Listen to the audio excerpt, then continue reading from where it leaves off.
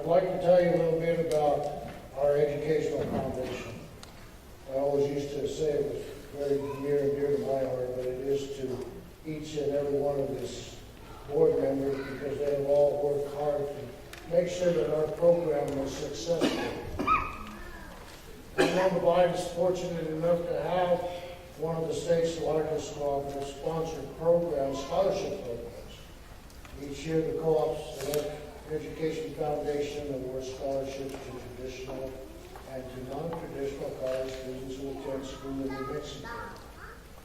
When we established this foundation in 1989, I believe we had 15 scholarships. Today, the program has grown, and those 15 scholarships, if I'm not mistaken, were $500, $250 a semester. Right now, that program has grown to 80 recipients a year. The amount awarded annually to each student has more than tripled, and last year alone, the annual amount was increased from $3,250 from $3,000. So now we have 80 scholarships, $3,250 annually. In total, $2.27 million has been awarded to more than 1,300 students have benefited from the Continental Electric Foundation. Earlier I spoke about the capital credit money that CDEC returns to each member. Now I'd like you to know about the unclaimed capital credits. Those portions of those monies that are unclaimed, they come back to the co-op as undeliverable and how that money helps the educational foundation. Capital credit checks are mailed to a member's last known address. And because many of these checks are based on prior years of electric service, oftentimes the member has moved, they've gone, they have not updated his or her mailing address, and the money goes unclaimed. If the check is returned by mail or remains outstanding, Continental attempts to locate those recipients by publishing their name in an insert.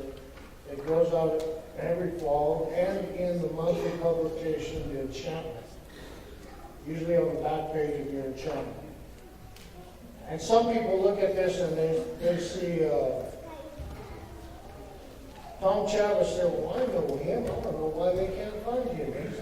I see him on the street every day. Well, we don't send too many checks to the street. We need an address. So, if the check remains, and this is kind of nice, if it remains unclaimed for a period of 2 years, state law allows us to take that capital credit money to roll over to the co-op's educational foundation. So it's kind of a win deal for us and for foundation recipients. In 2012, CDEC, we began tracking the number of current and former CDEC members who have received capital credit, voluntarily donate them to the educational foundation. Today, it gives me great pleasure to say that the amount of these donations of people who have signed their checks back to the foundation is in excess of $2,500.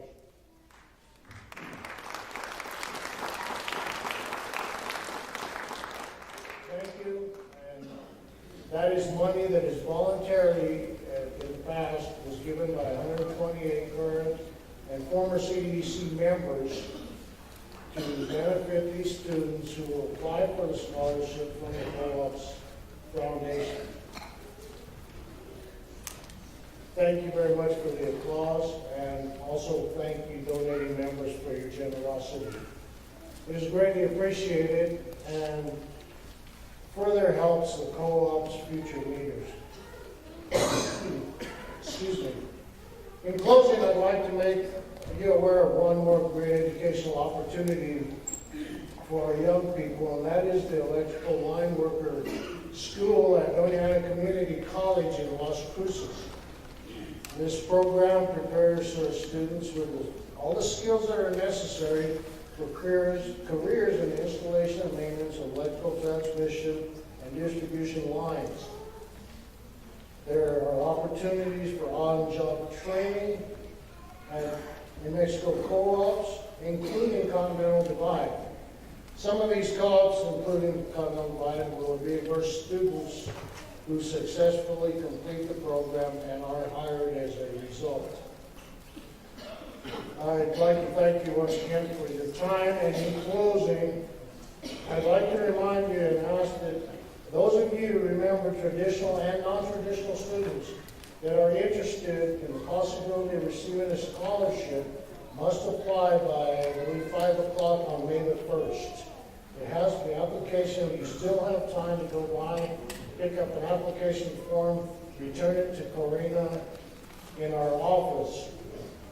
Very briefly, I had a question just this morning.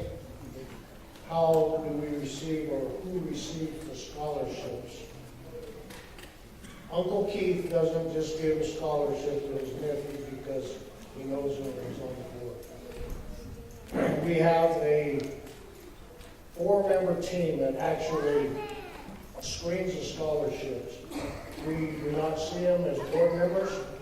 They're screened, they're recorded, they're given a number system grade and basically scored, and they are positioned from 1 to 100, let's say, and we award the monies that are available to those recipients. So if we have 20 recipients and we have 20 openings this year, we will give scholarships to the top 20 qualifying scored numbers. Does that make sense? It's not a who you know what you know basis. But thank you. Let's have a drawing. Let's give a few prizes.